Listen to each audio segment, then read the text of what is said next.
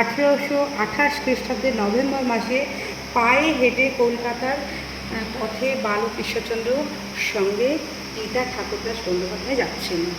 তো ভাষা ও সাহিত্যের অগাধ পাণ্ডিত্যের জন্য তিনি সংস্কৃত কলেজ থেকে বিদ্যাসাগর উপাধি পেয়েছিলেন 1839 খ্রিস্টাব্দে।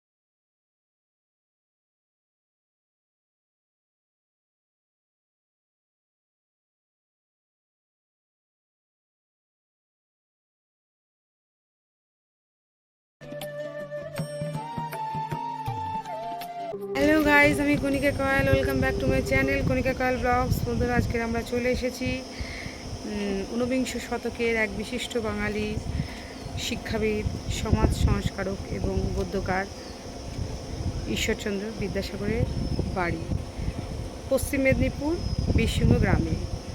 তো আমরা সবাই জানি 1820 সালে উনি 26শে সেপ্টেম্বর জন্মগ্রহণ করেছিলেন। বাবার নাম ঠাকুরদাস বন্দ্যোপাধ্যায়, মায়ের নাম ভগবতী দেবী এবং তার স্ত্রীর নাম হচ্ছে দীনময়ী দেবী। তো এখন আমি বাইরে দাঁড়িয়ে আছি, এবার আমি ভেতরে প্রবেশ করব। বিদ্যাসাগরের কিন্তু আগে ছিল মাটির বাড়ি, এখন বিদ্যাসাগর মহাশয়ের বাড়িটা কিন্তু সিমেন্ট বালি দিয়ে পাকা করেছে। এটা কিন্তু করেছে 1940 সালে বিদ্যাসাগর সংরক্ষণ সমিতির পক্ষ থেকে। 1940 সালে কিন্তু এই মাটির বাড়িটাকে পাকা বাড়ি করেছে। তো তোমাদের এখন শেয়ার করব কোথায় বিদ্যাসাগর মহাশয় জন্মেছিলেন এবং কোথায় উনি পড়াশোনা করতেন। ভিডিওটা দেখতে থাকুন। সরকার ঘাটাল ব্লকের বীরসিংহ গ্রামে বিদ্যাসাগর স্মৃতি মন্দির সংরক্ষণ ও পুনরুদ্ধার প্রকল্প তথ্য সংস্কৃতি বিভাগ শিলান্যাস করলেন। মানে এটা তো মাটির বাড়ি ছিল এবং প্রায় ধ্বংসস্তূপের দিকে গিয়েছিল, সেটাকে আবার পুনরুদ্ধার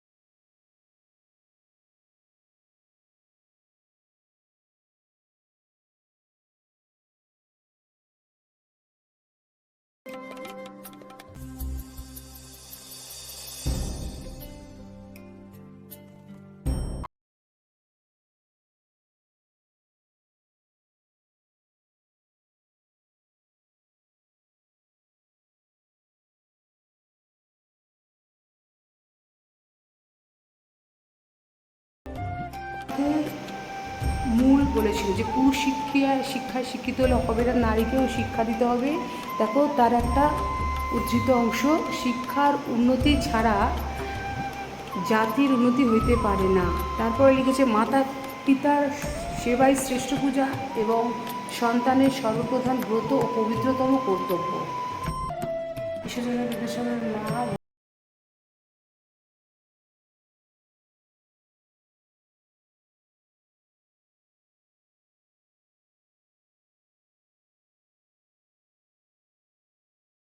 আর এই দেখো ধাতু নির্মিত, এটা কিন্তু এগুলো কিন্তু ওনার হাতে লেখা, এগুলো ওনার হাতে লেখা। আর বিদ্যাসাগর মহাশয় ব্যবহৃত ধাতু নির্মিত বাতি নির্বাপনী, ধাতু নির্মিত পেপার ওয়েট, মানি ব্যাগ, এগুলো সব কিন্তু ওনার ব্যবহৃত জিনিস, ঈশ্বরচন্দ্র বিদ্যাসাগরের ব্যবহৃত জিনিস।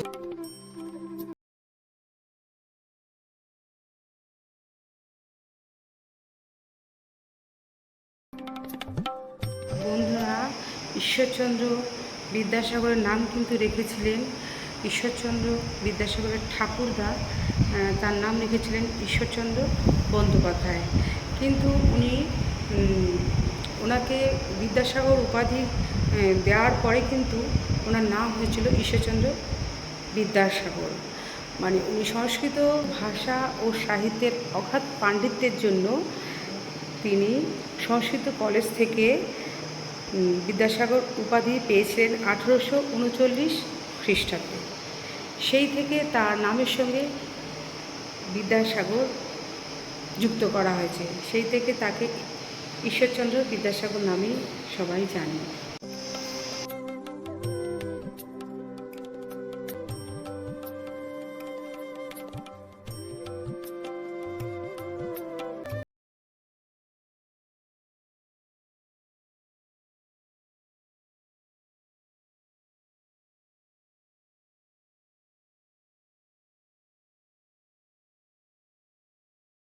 আমাদের ঈশ্বরচন্দ্র বিদ্যাসাগর কিন্তু সমাজের অনেক কাজই করেছেন, তার মধ্যে প্রধান যেটাকে আমরা মনে রেখেছি, সব কাজই ওনার কর্মকাণ্ডগুলো মনে রাখার। 1856 সালে ঈশ্বরচন্দ্র বিদ্যাসাগর কিন্তু আমাদের নারীদের জন্য বিধবা বিবাহ আইন চালু করেছিলেন। এছাড়াও আরও সমাজের জন্য কাজ করেছিলেন, যেমন নারী শিক্ষা, নারীদের শিক্ষা, তারপরে বাল্য বিবাহ বন্ধ করেছিলেন, বহু বিবাহ বন্ধ করেছিলেন এবং নারীদের শিক্ষার জন্য অনেক বিদ্যালয় তিনি স্থাপন করেছিলেন। আমরা এখানে কিন্তু 1853 খ্রিস্টাব্দে বীরসিংহ গ্রামে বঙ্গ বিদ্যালয়, বালিকা বিদ্যালয় ও নৈশ বিদ্যালয় প্রতিষ্ঠা করেন।